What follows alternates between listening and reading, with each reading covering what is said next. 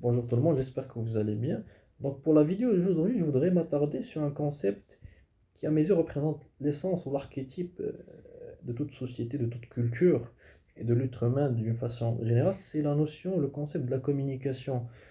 Pourquoi la communication aujourd'hui elle est importante, pourquoi elle est indispensable et comment un concept qui est très important peut créer un certain problème, une certaine cacophonie entre les sociétés, entre les cultures et entre euh, les individus. Tout d'abord, ça reste un point de vue personnel. Pourquoi aujourd'hui il y a un tel engouement pour la communication? À mes yeux, ce n'est pas à cause de l'évolution de la technologie, mais c'est à cause de la disparition de concepts, de symboles qui étaient fondamentaux, qui étaient fondateurs et qui avaient créé nos sociétés, comme les concepts de nation, de liberté, de démocratie. Tous ces concepts-là sont devenus des concepts abstraits, vides de sens, des concepts caducs. Et du coup, dans l'absence de ces concepts-là, la communication vient pour essayer de redynamiser, de galvaniser les sociétés pour recréer une certaine communication entre les sociétés et entre les cultures.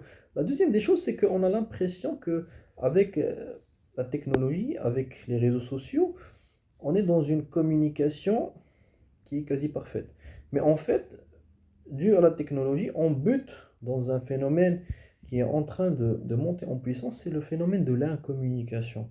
C'est-à-dire qu'on n'arrive plus à communiquer, tout simplement parce que, mis à part les définitions théoriques académiques de la communication, elle est contradictoire par essence. Pourquoi elle est contradictoire? Tout simplement parce que, tout d'abord, c'est un impératif pour créer des liens entre les êtres humains, pour créer des liens entre la société, et elle est un obstacle. Pourquoi elle est un obstacle? Parce que quand on communique à travers des stéréotypes, c'est-à-dire à travers la perception qu'on a de l'autre.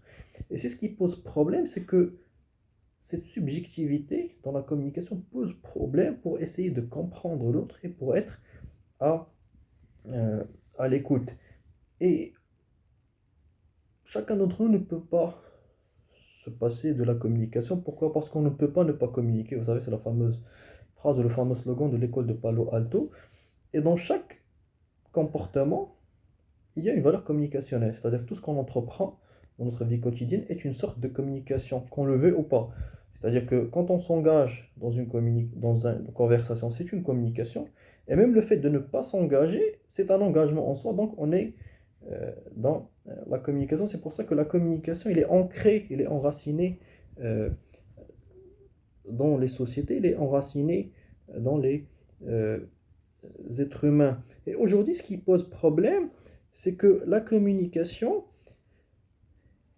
elle est mal interprétée et elle est devenue caduque due aux réseaux sociaux, tout simplement parce que aujourd'hui, on est devenu tellement dépendant de la technologie que le lien que- qui existait auparavant entre les individus disparaît et il est devenu caduque. Et c'est ce qui pose problème en fait à l'émergence d'une certaine communication adéquate, propice pour créer des sociétés, pour créer une certaine coexistence entre les individus et entre les cultures. Donc, c'est ce que je voulais vous dire par rapport à la communication. Je ne voulais pas m'éterniser sur et vous donner des concepts ou des définitions académiques qui n'allaient pas vous intéresser pardon, et qui allaient vous ennuyer. Donc, je vous donne rendez-vous pour la prochaine vidéo. Prenez soin de vous. Au revoir.